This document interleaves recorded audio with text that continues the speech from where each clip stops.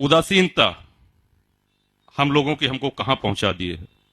एक तरफ विद्वता की वो पराकाष्ठा देख लीजिए, शौर्य, तेज, तप, त्याग, बलिदान, विज्ञान, अध्यात्म, इसकी पराकाष्ठा। और दूसरी ओर इसका ठीक विपरीत देखिए। अंग्रेजों की अभी चर्चा हुई कि अंग्रेजों ने भारत पे शासन किया।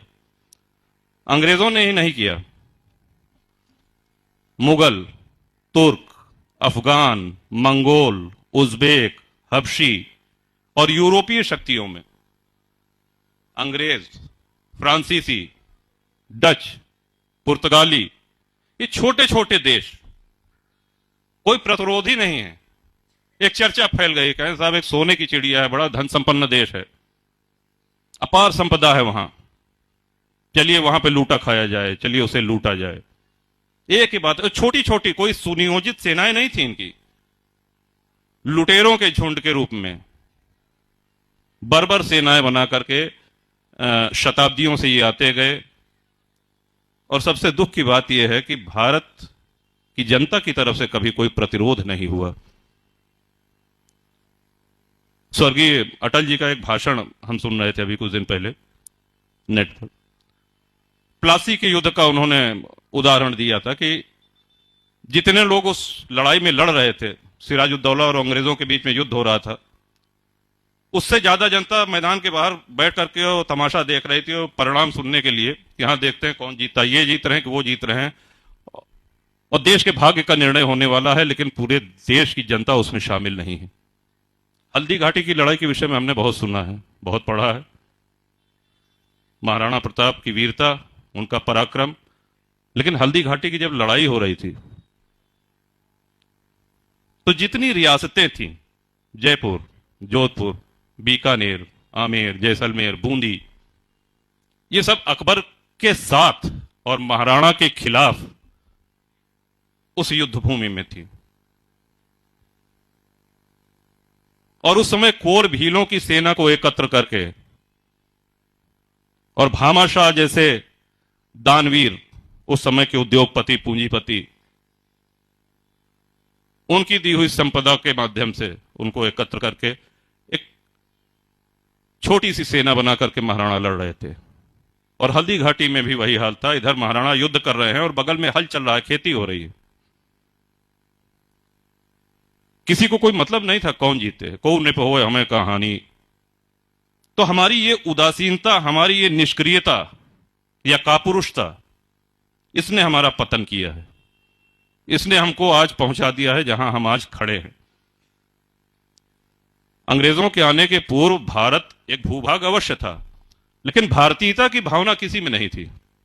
565 अलग अलग रियासतें, उन रियासतों की अलग अलग सेनाएं, उनके अलग संविधान, उनकी अलग मुद्राएं, उनके अपने अलग एजेंडे। बगल के राजा पे कोई विदेशी हमला कर रहा है तो बाकी 4 राजा जो उनके इर्द गिर्द हैं वो सब प्रसन्न हो रहे हैं कि अच्छा, इसके साथ तो यही होना चाहिए। खंड खंड करके इस तरह से हमारा देश गुलाम होता आया है। अब दुनिया के नक्शे पे देखेंगे, पुर्तगाल कितना छोटा सा देश है, नीदरलैंड कितना छोटा सा देश है, यूरोप के दूसरे कोने के देश, वहां से चले आए 4 जहाज में, 5 पानी के जहाज में, छोटे छोटे, और भारत के एक बड़े भूभाग पर कब्जा कर लिया। किसी ने कोई विरोध नहीं किया, जब तक लूटना था लूटे, और जिस तरह से लूटना था उस तरह से लूटा, कोई प्रतिरोध नहीं हुआ।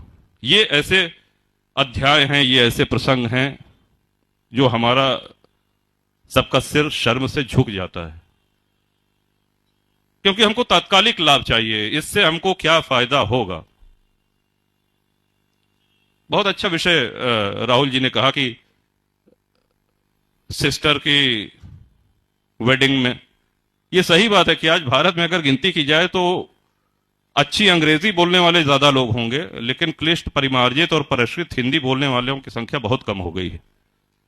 हमने अपनी मातृभाषा को सम्मान देना छोड़ दिया है।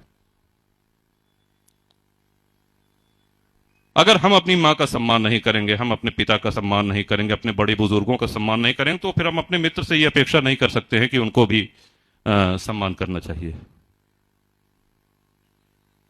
अंग्रेजों की गुलामी खत्म हुई, मुगलों की भी गुलामी खत्म हुई, फ्रांस, पुर्तगाली, डच ये सब लौट करके चले गए। कहने के लिए हमारा एक विश्व का सबसे बड़ा लोकतंत्र है भारत। लेकिन एक प्रश्न दे रहे हैं आपको, अवश्य इसका आत्मचिंतन करिएगा, क्या हम मानसिक गुलामी से ऊपर उठ पाए हैं? इतने वर्षों की गुलामी के बाद हम ये मान बैठे हैं कि जो कुछ भी पश्चिमी है वही सही है, चाहे वो पश्चिमी परिवेश हो, चाहे पाश्चात्य ढंग से मिलना, उठना, बैठना, बोलना हो। ये सही बात है कि आज हम सब लोग दिन की भागा दौड़ी में और आज के व्यस्त जीवन में खादी का कुर्ता पैजामा या खादी की धोती या ये बड़े महंगे पड़ जाते हैं। इनकी धुलाई और माड़ी और ये सब, पैंट शर्ट पहनी है उसमें कोई बुराई नहीं है, लेकिन क्या हमको धोती बांधना आता है?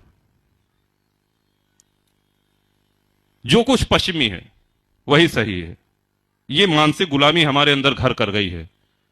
अम्मा नहीं कहेंगे अपनी मां को, अम्मा कहेंगे ये तो पिछड़ेपन की निशानी है। पिता को बाबूजी या दाऊ या बप्पा ये कहना तो पिछड़ेपन की निशानी है। आधुनिक कब होंगे? जब पापा कहेंगे। आधुनिक कब कहेंगे? जब हम मम्मी कहेंगे। हमने अपनी संस्कृति को, अपने इस विरासत को खुद ही ठुकरा दिया है। चुनौतियां आज मुंह बाए खड़ी हुई हैं। सभी विद्वान वक्ताओं ने बड़े विस्तार से कहा, उन बातों को दोहराने का कोई आशय नहीं है, लेकिन समाधान तो हमारे अपने अंदर है। हम अपने को बदलेंगे तभी समाधान होगा। जिस चीज को हम बदलना चाह रहे हैं, हम अपनी भारतीय संस्कृति की पुनर्स्थापना करना चाह रहे हैं, तो यह तभी संभव है जब हम लाभ हानि के चक्कर को छोड़ करके और निष्ठा के साथ अपने संस्कृति, अपनी रीतियों के संवाहक बने, उनको अगली पीढ़ी में पहुंचाएं। विश्व में कोई दूसरा ऐसा उदाहरण नहीं है। भारत और हिंदुत्व ये एक दूसरे के पर्याय हैं। जैसे सूर्य और सूर्य की किरण को अलग नहीं किया जा सकता, जल से जल की लहरों को अलग नहीं किया जा सकता, ये एक दूसरे में समाहित हैं। वैसे ही भारत और हिंदुत्व ये एक दूसरे के पर्याय ही नहीं है, बल्कि एक ही हैं।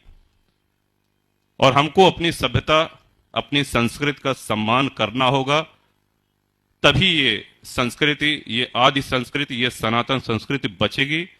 वरना जिस तरह की चुनौतियां हैं सामने, अगर हमारा ये दृष्टिकोण रहा कि इसको करने से क्या होगा। बड़ी अच्छी बात आचार्य जी ने कही कि चित्र बदल दीजिए, चरित्र स्वतः बदल जाएगा। आज हम अपने बच्चों के साथ बैठ करके धर्म चर्चा, इतिहास के महापुरुषों की चर्चा, बलिदानियों की, क्रांतिकारियों की चर्चा कितना करते हैं? हमको खुद अपने स्मार्टफोन से फुर्सत नहीं है, और बच्चे भी अब अगर बड़े हो गए हैं तो उनका एक अलग व्हाट्सएप ग्रुप है, उनका अलग फेसबुक ग्रुप है, जिसमें हो सकता है एग्जाम के समय थोड़ा बहुत फोन आप लोग रख लेते होंगे। नहीं तो वो सुबह उठते पहला काम जो है वो चाय उसी पे आती है, गुलाब का फूल और गुड मॉर्निंग और चाय, और फिर जब तक सो नहीं जाते हैं तब तक। तो ये हमारे बौद्धिक विकास को रोक रहा है। हाँ, फोन एक संवाद का कारण है, लेकिन उसका संवाद में ही प्रयोग हो। जो सामने बैठा है, जो आपसे मुखातिब है, जो प्रत्यक्ष बैठा है, आप उससे संवाद नहीं कर रहे हैं। कई जगह आप जाइए, होटल में, रेस्टोरेंट में बैठ के देखिए, एक मेज पे 4 लोग बैठे हैं, चारों अपने फोन पे। जो प्रत्यक्ष है उससे कोई संवाद नहीं। तो एक अजीब सी विचित्र स्थिति में आज हम लोग चल रहे हैं। हम सभी लोग जानते हैं कि देवासुर संग्राम हुआ, देवताओं का असुरों का संग्राम हुआ, जहां पे अमृत के घड़े को लेकर के छीना झपटी में 4 स्थान पर अमृत की बूंदें गिरी, नासिक, उज्जैन, हरिद्वार और तीर्थराज प्रयाग। और यहां पर कुंभ का आयोजन होता है। कुंभ का शाब्दिक अर्थ होता है घड़ा, लेकिन कुंभ से अमृत निकलता है, इसका एक सामाजिक अर्थ भी है।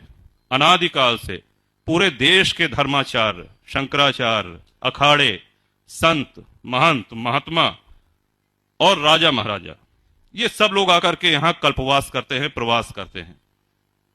उस समय की जो उनकी समस्याएं हैं उस पर धर्म संसद में चर्चा होती है। अपने अपने राज्यों के कुशल क्षेम के लिए संतों की देशना, उनका अनुशासन, उनका दिशा निर्देश प्राप्त करते और फिर उसको जाकर के अपने राज्यों में लागू करते हैं। स्नान करना, तिलक लगाना, पूजा पाठ करना, ये भौतिक क्रियाकलाप हो गए, लेकिन आध्यात्मिक समृद्धि इस कुंभ से यही मिला करती थी कि हमारा राष्ट्र कैसे समृद्ध हो, देशवासी कैसे और सुखी हो, राज्यवासी कैसे और सुखी हो।